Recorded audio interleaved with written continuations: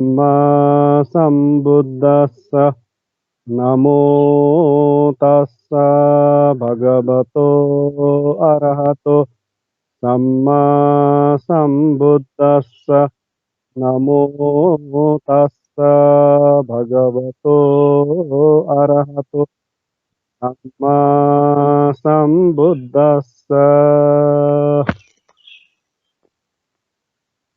म सर्वप्रथम वहाँ तथागत सम्यक बुद्ध भगवानलाई वन्दना गर्दछु। आज 2077 साल वैशाख 20 गते, 2020 मे महिनाको 2 तारिक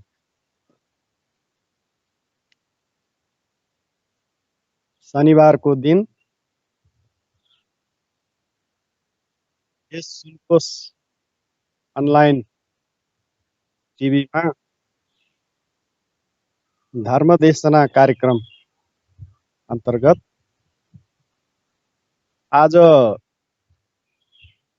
रतन सूत्रमा आधारित 5औं धर्मदेशना आज हुन गइरहेको छ। यो अनलाइन टिभीका सञ्चालक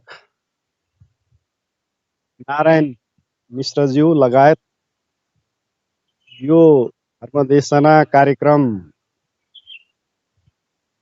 लाइभ हेरिरहनुभएका र यो कार्यक्रम पछि हेर्नुहुने सबै महानुभावज्यूहरूलाई म यस बुद्ध जन्मस्थल लुम्बिनीबाट सबैजनालाई साधुवाद दिन चाहन्छु। हामीले रतन सूत्रमा आधारित रहेर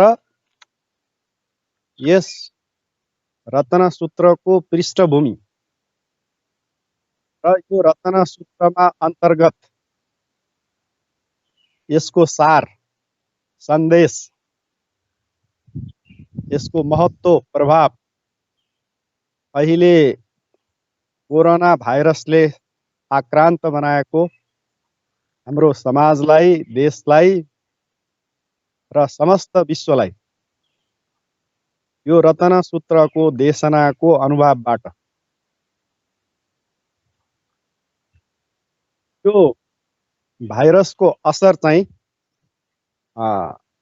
हटेर जाओस् भन्ने हाम्रो मुख्य उद्देश्य हो। जसरी भगवान बुद्धले वैशालीमा रतन सूत्र देशना गर्दाखेरि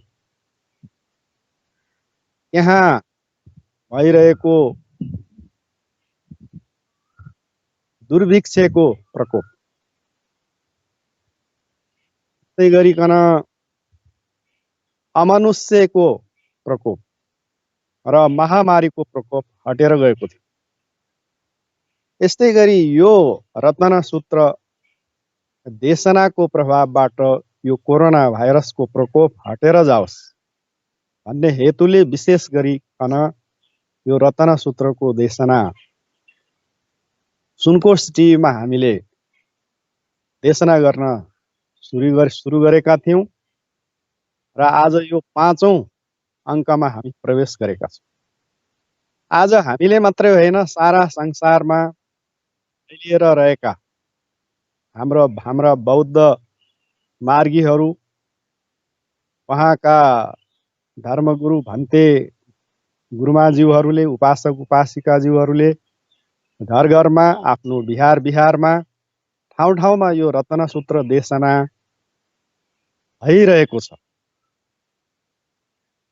हामीले फेसबुकमा पनि सुनिरहेका छौँ, देखिरहेका छौँ र हामीले यो रतन सूत्र देशना अन्तर्गत आज अब रतन सूत्र भन्ने बित्तिकै रतन भनेको बहुमूल्य वस्तु, रत्न, बहुमूल्य वस्तु, बनाइएको कुनै पनि खर खजाना, हीरा जुवारात, बनाइएको या नबनाएको अवस्थामा भएका यी बहुमूल्य खर खजानालाई हामी रत्न भनेर भन्छौँ।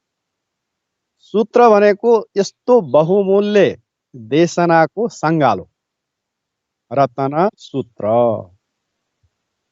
बहुमूल्य धर्म सत्य वचनको सङ्गालो, बहुमूल्य सत्य वचनको सङ्गालो, रत्न सूत्र। अब हामीले गएको धर्मदेशनामा के भनेका थियौँ भने रत्न सूत्र एउटा सत्य क्रिया देशना हो। के भनेका थियौँ? रत्न सूत्र भनेको सत्य क्रिया देशना। देशना त हामीले धेरै प्रकारका देशनाहरू गर्दै आएका छौँ। सबै देशना सत्य क्रिया देशना हुँदैन। जस्तै भगवान बुद्धले 4 आर्य सत्यको बारेमा देशना गर्नुभयो भने त्यसलाई हामी सत्य क्रिया देशना भनेर भन्न सक्दैनौँ। आर्य अष्टाङ्गिक मार्गको देशना गर्नुभयो भने त्यसलाई हामी सत्य क्रिया देशना भन्न सक्दैनौँ। त्यस्तै गरी अरू विभिन्न टपिक्समा, विषयमा भगवान बुद्धले यति धेरै देशना गर्नुभएको छ। तर हामीले यो रत्न सूत्रलाई चाहिँ सत्य क्रिया देशना भनेर भन्छौँ। त यो सत्य क्रिया देशना भएको हुनाले सत्य क्रिया भनेको के हो? यो सत्य क्रियाको मतलब थाहा भएन भने हामीले रत्न सूत्रलाई चाहिँ बुझ्न सक्दैनौँ। यो रत्न सूत्रको यानि द भूतानि समागतानि भुम्मानि भा, यो गाथाबाट अन्तिमसम्म हामीले यसको मतलब, यसको सबै सार सबै हामीले बुझौँला।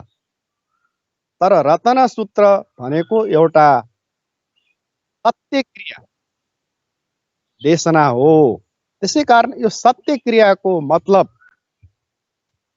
हामीले यदि बुझ्न सकेनौँ भने रत्न सूत्रलाई हामीले राम्रोसँग बुझ्न सकिँदैन। अब साधारण अर्थमा सत्य क्रिया कुनै एउटा सत्य भनौँ सत्य वचन हामीले उच्चारण गर्छौँ। के गर्छौँ? सत्य वचन उच्चारण गर्छौँ। सत्य असत्य होइन, सत्य जो चिज छ होइन, जो चिज छ त्यो सत्यलाई हामीले उजागर गर्छौँ, उच्चारण गर्छौँ र यो उच्चारण गरेको अनुभवबाट यो उद्देश्य पूरा होस् होइन, यो उद्देश्य पूरा होस्। जस्तो भगवान बुद्धले वैशालीमा आएर यानि द भूतानि समागतानि भन्ने यो गाथाबाट यो रत्न सूत्र चाहिँ देशना गर्नु। अब यो एउटा सत्य क्रिया देशना गर्नुभयो र त्यसको उद्देश्य उहाँले वैशालीमा उत्पन्न भएको 3वटा प्रकोप शान्त भएर जाओस्, त्यो सत्य वचन उहाँले बोल्नु। त्यो सत्य वचन बोल्दाखेरि त्यसको प्रतिफल, सत्य वचन बोल्दाखेरि त्यसको प्रतिफल ती 3वटा प्रकोप हराएर गए। अब यो साधारण तरिकाबाट सत्य क्रिया देशना भनेको यही हो। तर अब यो सत्य क्रिया देशनामा अरू चिजहरूको पनि त्यसमा के हुन्छ, हात हुन्छ। अब जस्तै भनौँ, भगवान बुद्धले पनि त्यो समयमा रत्नसूत्र देशना गर्नुभयो। त्यो समयमा पनि भगवान बुद्धले रत्नसूत्र देशना गर्नुभयो। आज पनि हामी यो रत्नसूत्रको देशना गरिरहेछौँ।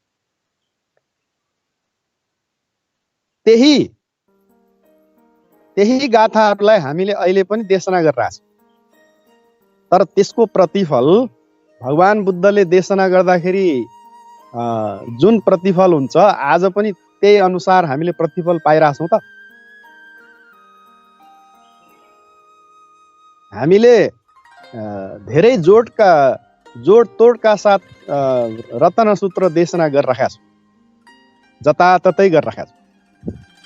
खै त कोरोना भाइरस टस्का मस दायाँ बायाँ केही भएको छैन, होइन? वैशालीमा भगवान बुद्ध प्रमुख नभएर अरू कुनै मान्छेले आएर त्यही देशना गरेको भए सायद त्यो समस्या हट्ने थियो कि थिएन, त्यसमा हामीले शङ्का गर्नुपर्ने हुन्छ। ल हेर्नुहोस् है, त्यसै कारण यो सत्य देशना, सत्य क्रिया गर्ने व्यक्ति कुन धरातलमा उभिएर उसले त्यो सत्य वचन बोलिरहेको छ, त्यो व्यक्तिसँग कस्तो बल छ, पृष्ठभूमि छ। हाम्रो भगवान बुद्धले बुद्ध भइसकेपछि रत्नसूत्र एउटा सत्य क्रिया देशना गर्नु, सत्य क्रिया गर्नु, त्यसलाई हामी सत्य अधिष्ठान पनि भन्छौँ। भगवान बुद्धले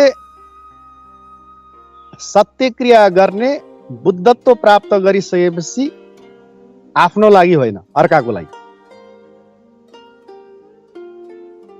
यो एकदमै महत्त्वपूर्ण, म अहिले यो घडीमा यो कुराहरू भनिरहेको छु। भगवान बुद्धले सत्य क्रिया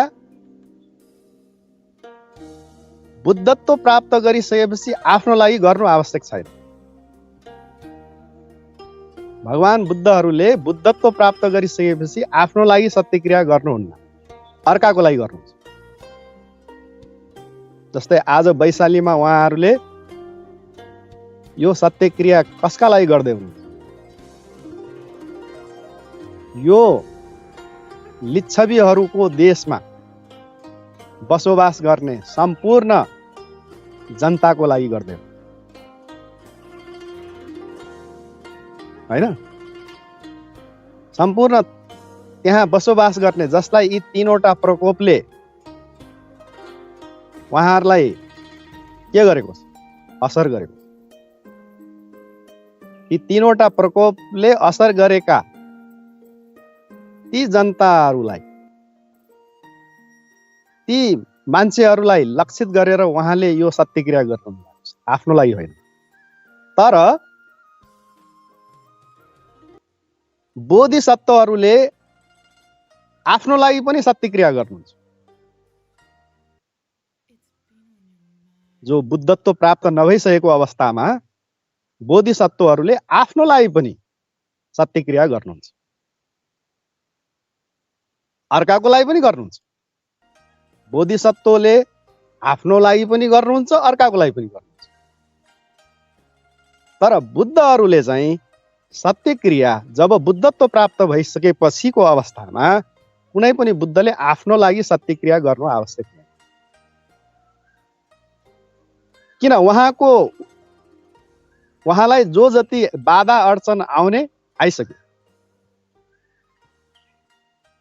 बाधा अडचन आउने बुद्धत्व प्राप्त भन्दा पहिला हो। त्यही बाधा अडचनलाई हटाउनको लागि सत्य क्रिया गर्नुपर्ने आफ्नो लागि बोधिसत्वले। हैन।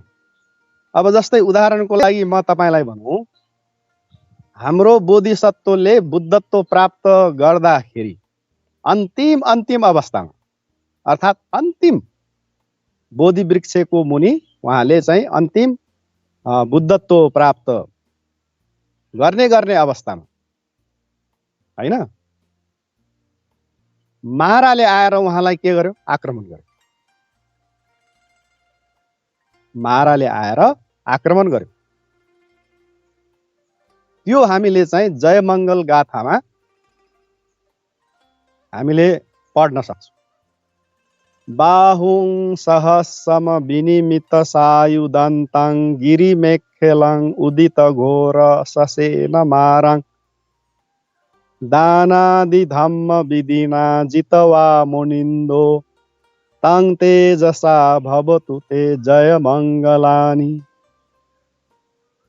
हाम्रो बोधिसत्वले बुद्धत्व प्राप्त गर्ने अन्तिम अवस्थामा माराले उहाँलाई हानि नोक्सानी गर्न, आफ्नो पकडमा भएका प्राणीहरूलाई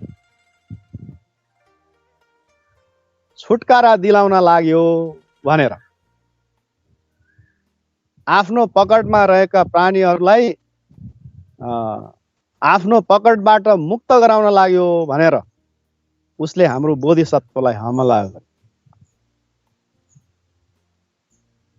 कसरी हमला गर्यो? बाहुं सहस्सम, 1000 हात उसले निर्माण गर्यो। विनिमित सायुदन्त, यी 1000 हातमा प्रत्येक हातमा घातक हतियारहरू उसले लिएर आएको थियो, बोकेर आएको थियो। गिरिमेखल उदित गोरङ, गिरिमेखल भन्ने हात्तीमा चढेर आएको थियो, खतरनाक हात्तीमा चढेर आएको थियो गिरिमेखल। ससेन मारङ, ठुलो सेना सहित आएको थियो। अनि त्यसरी चाहिँ 1000 हातमा घातक हतियार बोकेर गिरिमेखल भन्ने हात्तीमा चढेर ठुलो सेनासँग आएको महाराले हाम्रो बोधिसत्व अब आफ्नो वज्र आसनमा बसिकन उहाँले बुद्धत्व प्राप्त गर्न लाग्नु भएको अवस्थामा आएर त्यसरी उसले चाहिँ उहाँमाथि धावा बोल्यो। हो, अब त्यसबेला हाम्रो बोधिसत्वले के गर्नु? बुद्धत्व प्राप्त गर्नु पर्यो। अहिलेसम्म यति ठुलो पारमिता उहाँले सम्पूर्ण गर्दै आएको के को लागि? यही बुद्धत्व प्राप्तको लागि, यही बुद्धत्व प्राप्तिको लागि। त्यसबेला उहाँले आफूले बुद्धत्व प्राप्तिका लागि प्रेरणा पाएको समयदेखि अहिलेसम्म मैले के कति दान पुण्य गरेँ, के कति त्याग तपस्या गरेँ, त्यसको के गर्नुभयो? स्मरण गर्नुभयो। मैले बुद्धत्व प्राप्तिका लागि मैले यो संसारमा कति दान गरेँ है। आकाशमा जति तारा छन् ती तारा भन्दा धेरै, ती ताराको संख्या भन्दा धेरै मैले आँखा दान गरेको थिएँ। 7 समुद्रको पानी जति छ त्यो भन्दा धेरै मैले आफ्नो खून दान गरेको थिएँ। यो हिमाल पर्वतको जति ओजन छ त्यो भन्दा धेरै मैले बहुमूल्य चीजहरू दान गरेको थिएँ। मेरो एक जीवनमा मैले आफ्नो शरीर दान गरेको थिएँ। एक जीवनमा वेशान्तर जातकमा, वेशान्तर जीवनमा उहाँले आफ्नो श्रीमतीलाई दान गर्नुभयो, आफ्नो छोराछोरीलाई दान गर्नुभयो। यो त एउटा संक्षिप्तमा मैले उल्लेख गरेको। कति दान गर्नुभयो, कति दान गर्नुभयो? हो, त्यो दान गरेको, त्यो दानको बललाई, त्यो दानको सञ्चयलाई उहाँले के गरिदिनु भयो, यहाँनिर त्यो चाहिँ त्यो दानको जुन सञ्चयको बल थियो त्यसलाई उहाँले फुकाइदिनु भयो, खोलिदिनु भयो। ल हेर्नुहोस्, सत्य क्रिया। उहाँले अहिले यो चाहिँ आफूले गरेको जुन साँच्चीकै गरेको, नगरेको होइन, गरेको सत्य गरेको, उहाँले बुद्धत्व प्राप्तिका लागि त्यो दान गरेको, त्यसलाई स्मरण गरिदिने बित्तिकै त्यो के भयो त, त्यो दानको महान बल त्यहाँनिर के भयो, उत्पन्न भयो। र किताबमा के लेखेको छ भने यसरी बोधिसत्वले त्यो दानको चाहिँ उजागर गर्ने बित्तिकै, त्यो दानको स्मरण गर्ने बित्तिकै माराको अगाडि आगोको मुस्लो निस्क्यो। त्यो आगोको मुस्लोले चाहिँ मारा लगायत उसका सेनालाई चाहिँ पिछा गर्न लाग्यो। त्यहाँबाट मारा उलेलम ठोक्यो, मारालाई पराजित गर्नुभयो बोधिसत्वले। ल हेर्नुहोस् है, केबाट? आफ्नो दानको पारमितालाई उहाँले चाहिँ स्मरण गरिदिनु भयो, सत्य क्रिया। यसका लागि बुद्धत्व प्राप्तिको बाटोमा आएको यो बाधा अडचन हटाउनका लागि। अब यहाँनिर भगवान बुद्धले सत्य क्रिया गरिरहनु भएको छ के को लागि?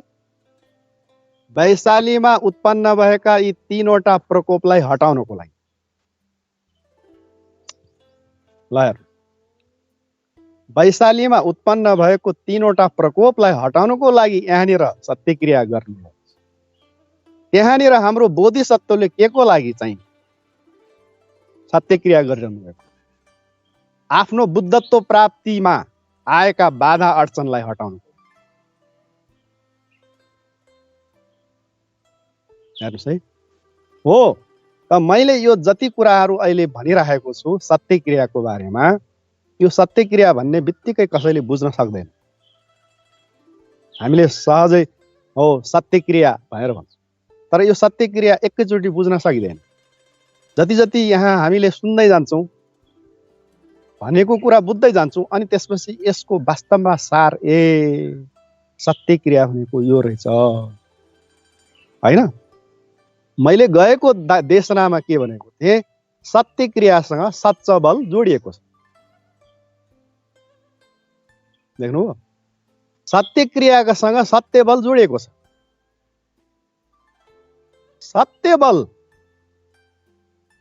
पालीमा सच्च बल हुन्छ होइन, नेपालीमा हामी चाहिँ सत्य बल। अब यो सच्च बल, सत्य बल पारामीसँग जोडिएको छ। यदि कसैले पारामिता सम्पूर्ण गरेन, पारामिता चाहिँ उसले पूर्ण गरेन भने त्यहाँ सत्यको बल चाहिँ सञ्चय भएन। अब जस्तै यहाँनिर बोधिसत्व बुद्धत्व प्राप्तिका लागि बोधि वृक्षको मुनि उहाँ चाहिँ अन्तिम अवस्थामा पुग्नु भएको।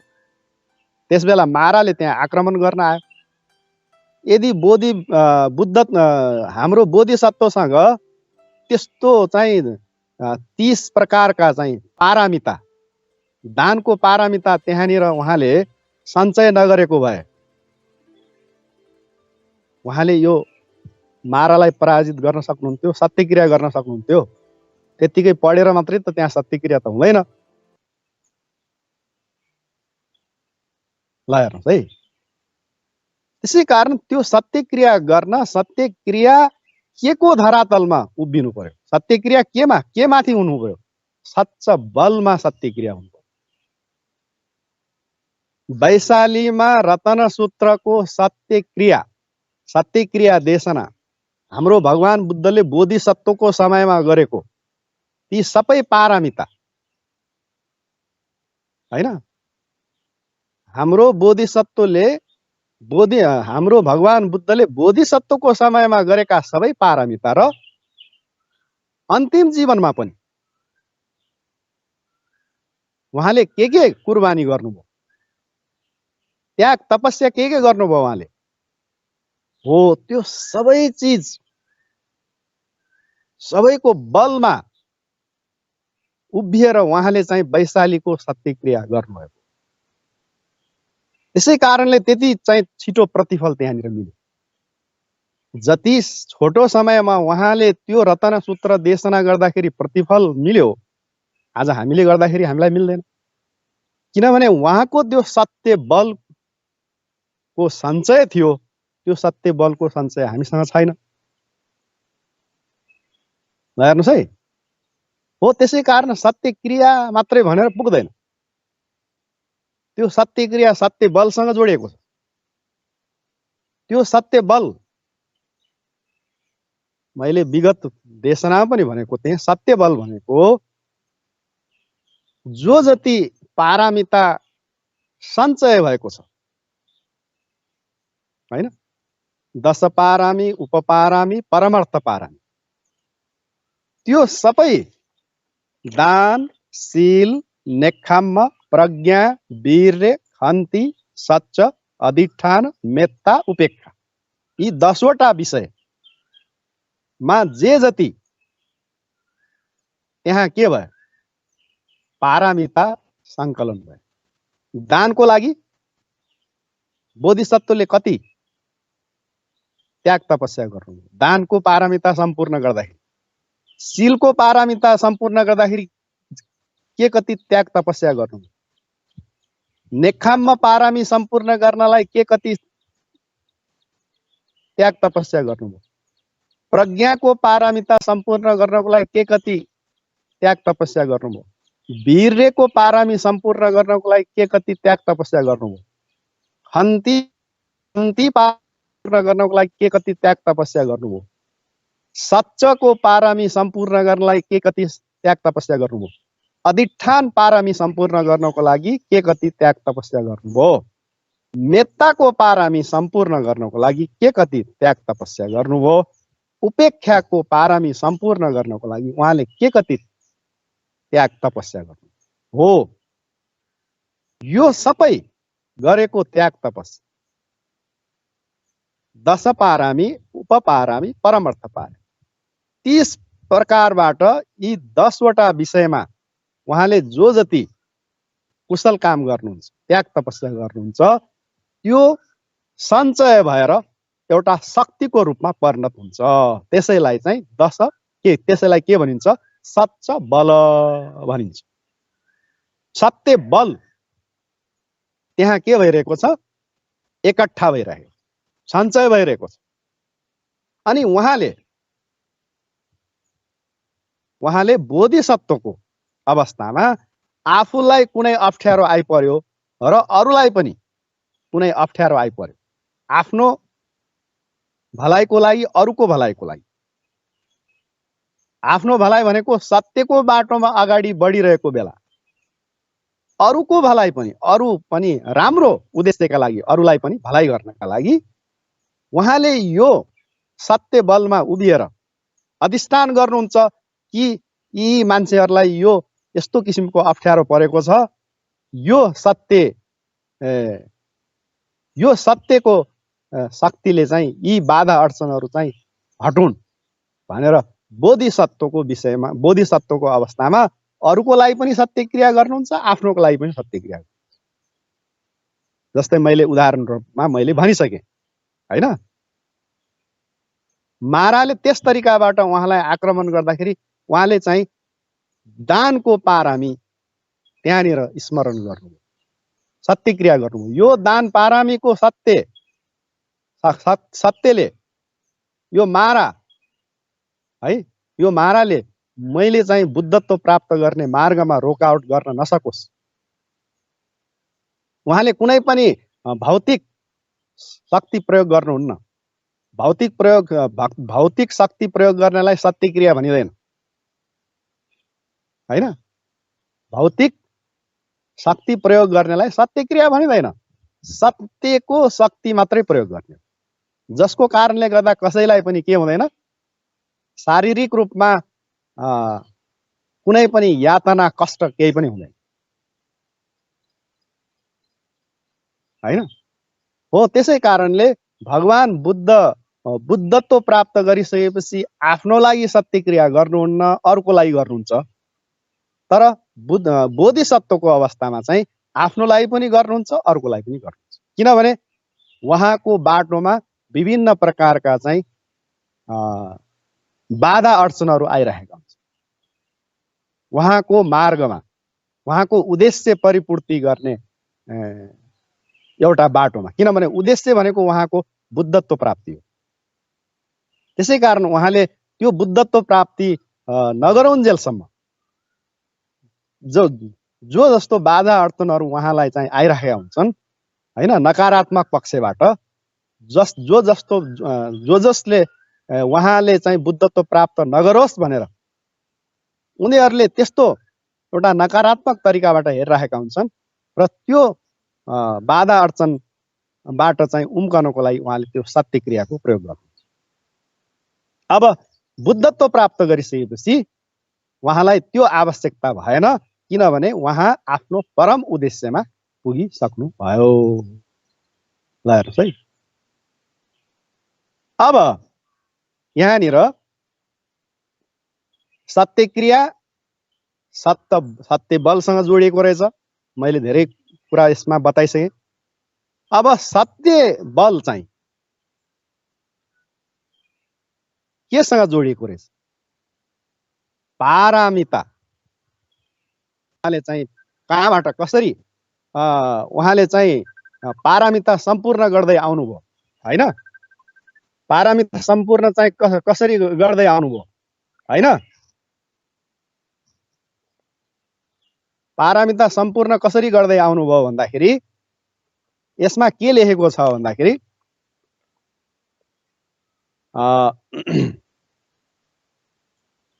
बोधिसत्व,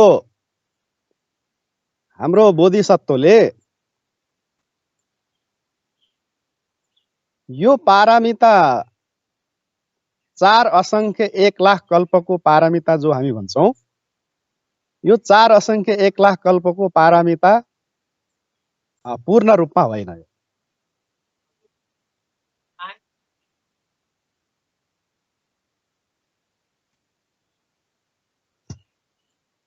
के हो?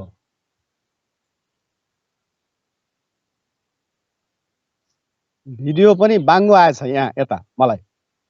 यो एकजना मान्छेको कल आयो, अनि त्यहाँबाट त्यो कललाई मैले चाहिँ बन्द गर्न खोज्दाखेरि यो चाहिँ डिस्टर्ब भयो।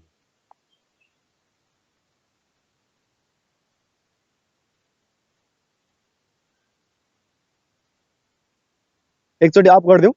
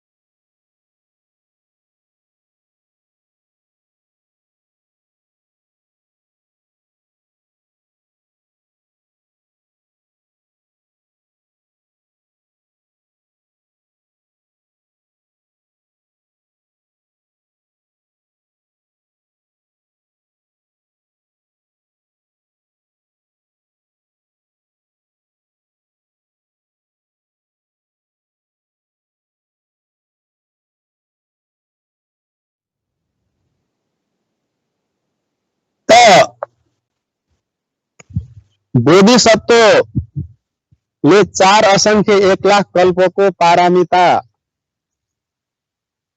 दीपाङ्कर बुद्ध भगवानले उहाँलाई नियत विवरण प्राप्त गरिसकेपछि, नियत विवरण प्रदान गरिसकेपछिको हाम्रो बोधिसत्वको जम्मा पारमितालाई 4 असंख्य 1 लाख कल्पको पारमिता भनिन्छ। तर त्यसलाई हामीले बोधिसत्वको पूर्ण पारमिता भन्न मिल्दैन। यहाँनिर हामीले राम्रोसँग बुझ्नुपर्छ। 4 असंख्य 1 लाख कल्पको पारमिता बोधिसत्वको पूर्ण पारमिता होइन।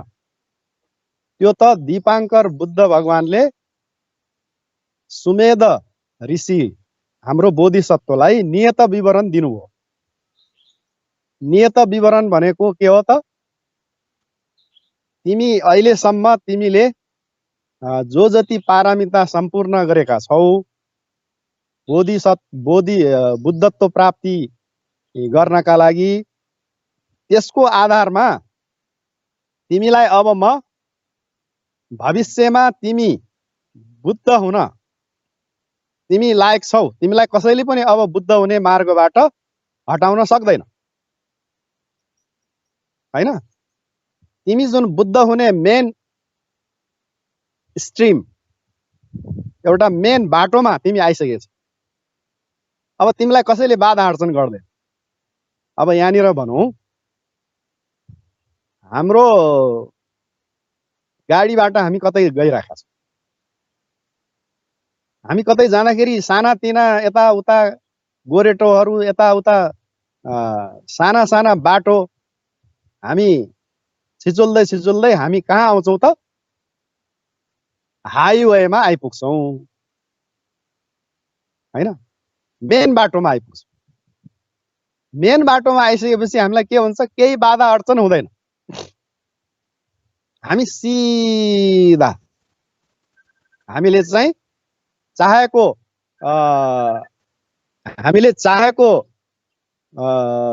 रफ्तारमा हामी चाहिँ अगाडि बढिरहेका हुन्छौँ, हैन? त्यसै कारणले सम्यक सम बुद्धको बोधिसत्वले जस बेला चाहिँ के पाउनुहुन्छ? नियत विवरण पाउनुहुन्छ।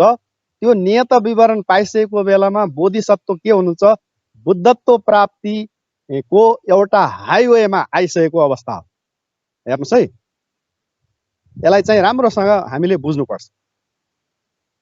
दीपाङ्कर बुद्ध भगवानले सुमेध तापस ऋषिलाई जुन बेला चाहिँ उहाँले नियत विवरण दिनुभयो, तिमी भविष्यमा यो समयमा, यो कल्पमा, यो ठाउँमा यो नाम गरेका तिम्रो नाम यस्तो हुनेछ, तिम्रो प्रमुख शिष्यहरू यो हुनेछन्, यी जति पनि चाहिँ त्यहाँ चाहिँ विस्तृत कुराहरू उहाँले के गर्नुभयो?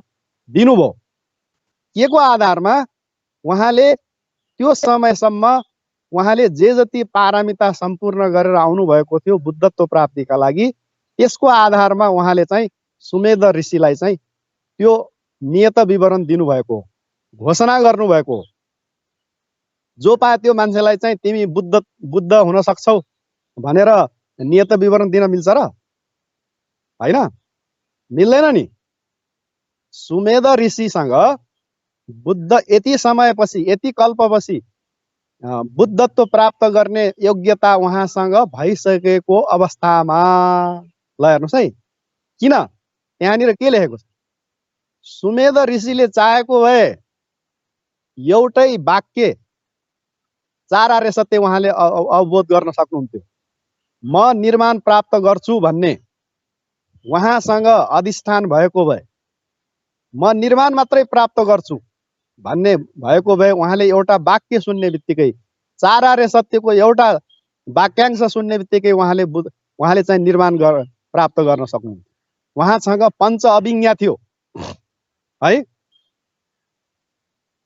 अष्ट समापत्तिसम्म उहाँले समाधिलाई चाहिँ विकसित गर्नुभएको थियो।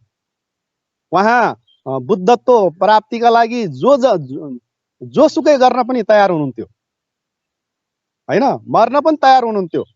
त धेरै प्रकारका गुणहरू पारमिताहरू उहाँले चाहिँ सम्पूर्ण गरिसकेको अवस्थामा मात्रै हैन कुनै पनि बुद्धले बोधिसत्वलाई नियत विवरण दिनुहुन्छ। नियत विवरण जसलाई पा त्यसलाई दिने त कुरा हुँदैन नि हैन। त्यसै कारण त्यो नियत विवरण पाउने योग्यता हैन, नियत विवरण पाउन सक्ने योग्यतासम्म आउनलाई पनि उसले पारमिता सम्पूर्ण गर्नु परेन। मैले गएको देशनामा के भनेको थिएँ भने हाम्रो बोधिसत्वले दीपाङ्कर बुद्ध भगवानबाट चाहिँ नियत विवरण प्राप्त गर्नुभयो र दीपाङ्कर बुद्ध भगवान भन्दा पहिलाका बुद्धहरूबाट पनि उहाँले विवरण चाहिँ प्राप्त गर्नुभएको, तर नियत होइन अनियत विवरण प्राप्त गर्नुभएको हैन। उहाँहरूले चाहिँ ठोकिएर तिमी यो ठाउँ यो समयमा यो कल्पमा यो नामको बुद्ध तिमी बन्ने छौ, तिम्रा चाहिँ विभिन्न सहयोगीहरू यो हुनेछन्, सबै विस्तृत चाहिँ त्यस्तो नियत विवरण पहिलाका बुद्धहरूले दिनु भएन।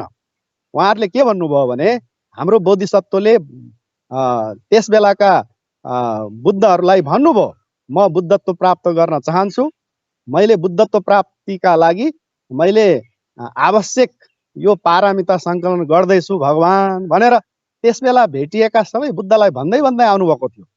तर ती बुद्धहरूले उनको पारामीलाई हेर्दाखेरि नियत विवरण दिने खालको पारामी अझै भएको छैन।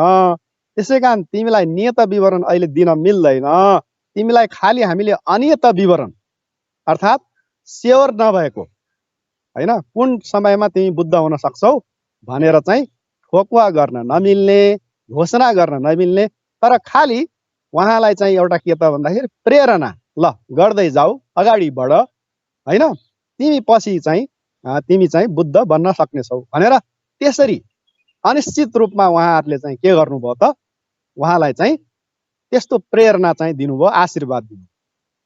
त हाम्रो बोधिसत्वले विशेष गरिकन जुन दीपाङ्कर बुद्ध भगवानबाट नियत विवरण प्राप्त गर्दाखेरिसम्म उहाँले 16 असङ्ख्य 1 लाख कल्पको पारमिता सम्पूर्ण गरिसक्नु भएको थियो। ल यसलाई राम्रोसँग सुनौ है। दीपाङ्कर बुद्ध भगवानले सुमेध तापस ऋषिलाई यो चाहिँ नियत विवरण दिँदाखेरिसम्म हाम्रो सुमेध तापस ऋषि अर्थात् बोधिसत्व भनौँ उहाँले 16 असङ्ख्य 1 लाख कल्पको पारमिता सम्पूर्ण गरिसक्नु भएको थियो भन्दाखेरि 16 असङ्ख्य 1 लाख कल्पको पारमितामा उहाँले चाहिँ 7 असङ्ख्य 1 लाख कल्पको चाहिँ मनोप्रणीत निधानको पारमिता मनबाट उहाँले प्रतिज्ञा गर्दै आइरहनु भएको थियो। पहिला म बुद्ध हुन पाऊँ, म बुद्ध हुन पाऊँ, म बुद्ध हुन पाऊँ भनी मनमा नै प्रतिज्ञा गर्दै आउनुभयो र त्यस अनुसार कुशल काम पनि गर्नु है।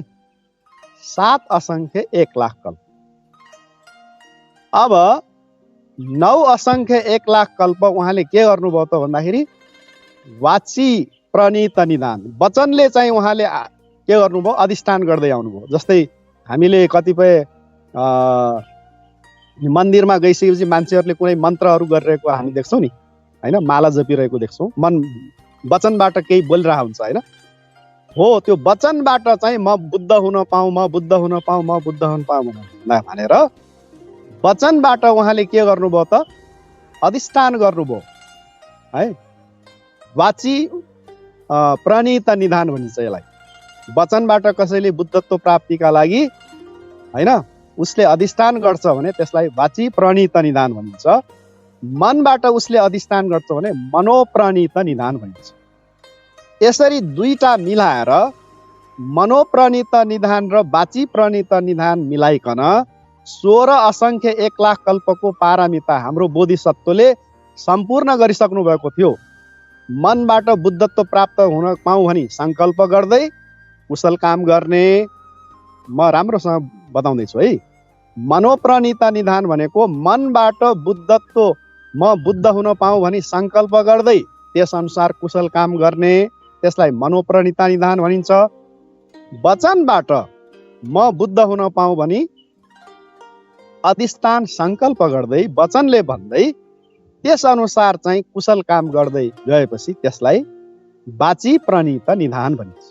यो मनोप्रणीत निधान र वाची प्रणीत निधान मिलाइकन 16 असङ्ख्य 1 लाख कल्पको पारमिता सम्पूर्ण गरिसकेको व्यक्तिलाई मात्रै कुनै पनि सम्यक बुद्धले बुद्धत्व प्राप्तिका लागि नियत विवरण दिन सक्नुहुन्छ।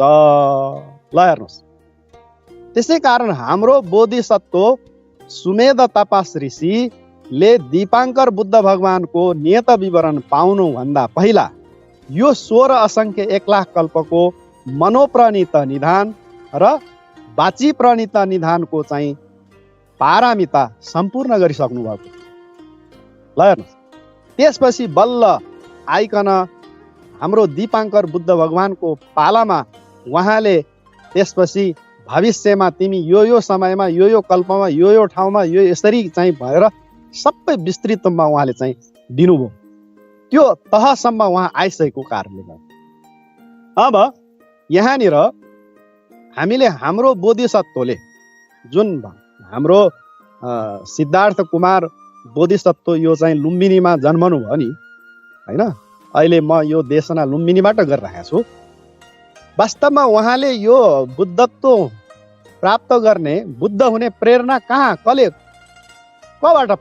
कसबाट पाउनु, कसले दियो भन्दाखेरि हाम्रो बोधिसत्वलाई बुद्ध हुने प्रेरणा कुनै सम्यक बुद्धले दिनुभएको होइन, उहाँको आमाले दिनुभएको होइन, आमाले दिनुभएको र मातृपोषक भन्ने जातकमा त्यो कुरा भनिएको छ। मातृपोषक होइन फेरि है, मातृपोषक होइन, मातृपोषक जातकमा हाम्रो बोधिसत्व के हुनुहुन्थ्यो त? एउटा व्यापारी, अनि व्यापारी हुनुहुन्थ्यो। उहाँ व्यापारको सिलसिलामा धेरै टाढा टाढा जानु पर्थ्यो उहाँलाई। त्यसपछि उहाँको बुवा आमा हुनुहुन्थ्यो, अनि बुवा चाहिँ बित्नुभयो। बुवा बितिसकेपछि आमा मात्रै एक्लै हुनुभयो। उमेर पनि धेरै भइसकेको हुनाले बोधिसत्वले आफू व्यापारको सिलसिलामा जहाँ जहाँ जानुहुन्थ्यो आमालाई पनि सँगसँगै लगेर जानुहुन्थ्यो। अनि एकचोटि के भयो त भन्दाखेरि समुद्र मार्ग भएर उहाँलाई चाहिँ पानी जहाज, त्यस्तै डुङ्गामा भनौँ पानी जहाजमा उहाँलाई चाहिँ व्यापार गर्न जानु पर्यो। जाँदाखेरि उहाँले आफ्नो आमालाई पनि सँगै लगेर जानुभयो। जाँदाखेरि के भयो, समुद्रमा आँधी बेरी आयो। आँधी बेरी आइसकेपछि उहाँहरू चढेको त्यो जहाज पुरै क्षतिग्रस्त भयो, बिग्रियो।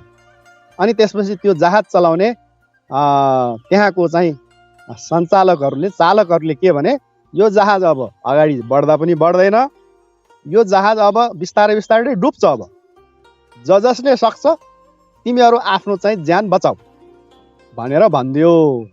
ल भयो आपत। अब यतातिर बोधिसत्व हुनुहुन्छ, उहाँको आमा पनि हुनुहुन्छ। त्यसपछि उहाँ बोधिसत्वले आफ्नो आमालाई काँधमा राखेर, कुममा राखेर होइन, आफ्नो आमालाई काँधमा राखेर कुममा राखेर त्यो जहाजबाट हाम फाल्नु भयो। त्यसपछि लगातार तैर्दै पौडी खेल्दै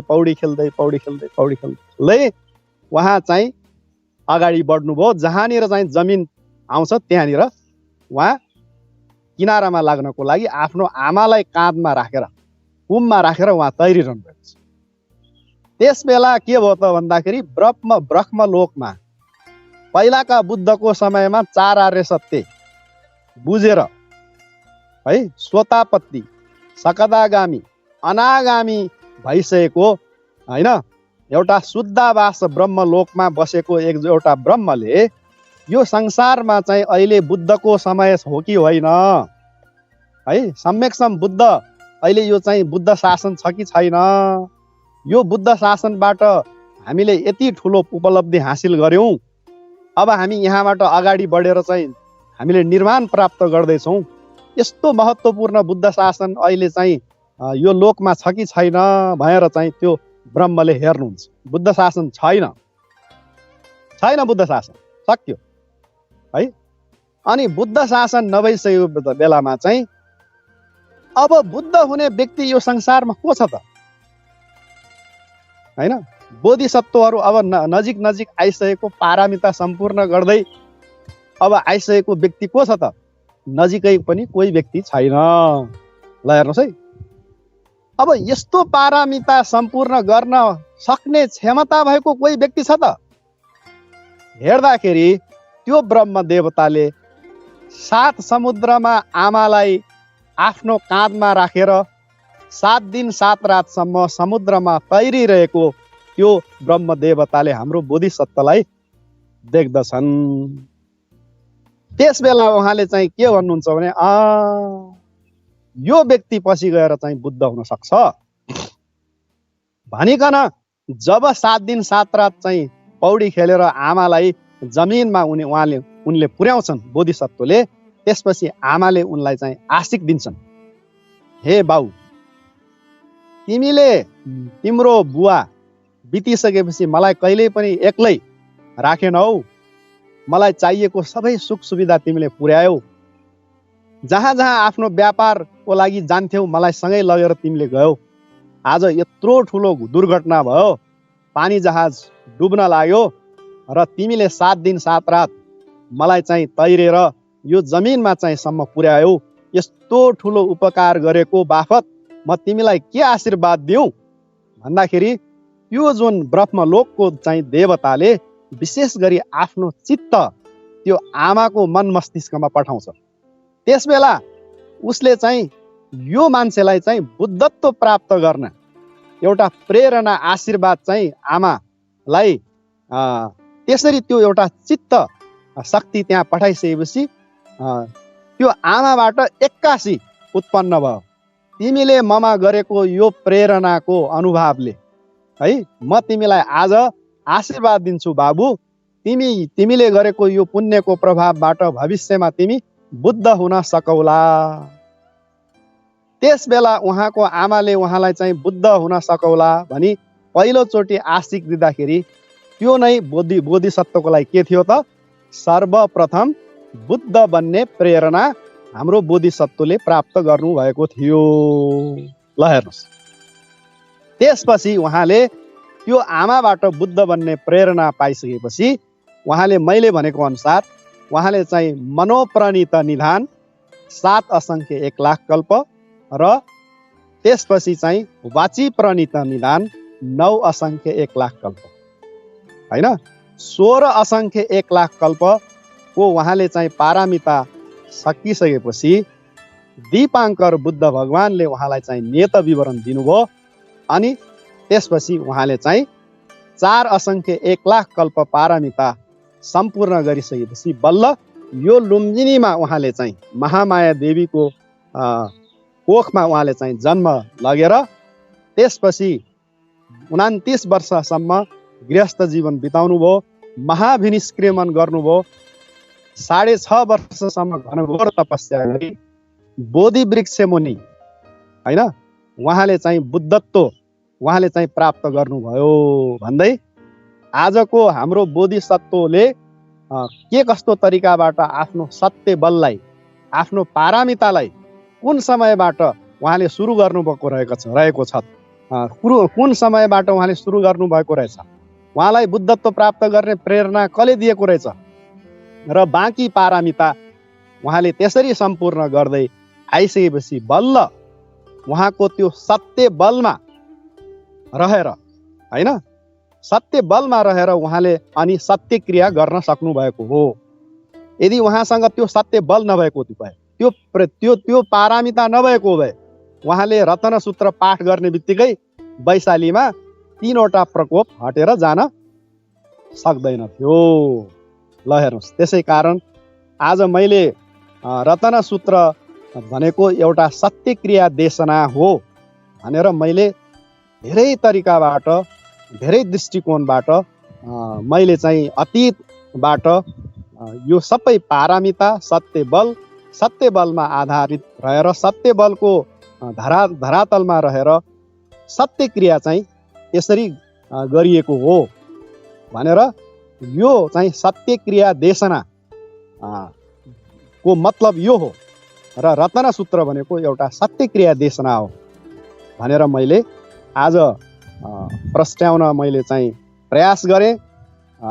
अवश्य पनि यो विषयमा केही नयाँ नयाँ तथ्यहरू बाहिर आए होलान् र आउने देशनामा अब हामी जुन हाम्रो रत्नसूत्र छ त्यसमा भनिएका सम्पूर्ण शब्द वाक्य यानी द भूतानी समागतानी त्यहाँबाट हामी सुरु गर्नेछौँ।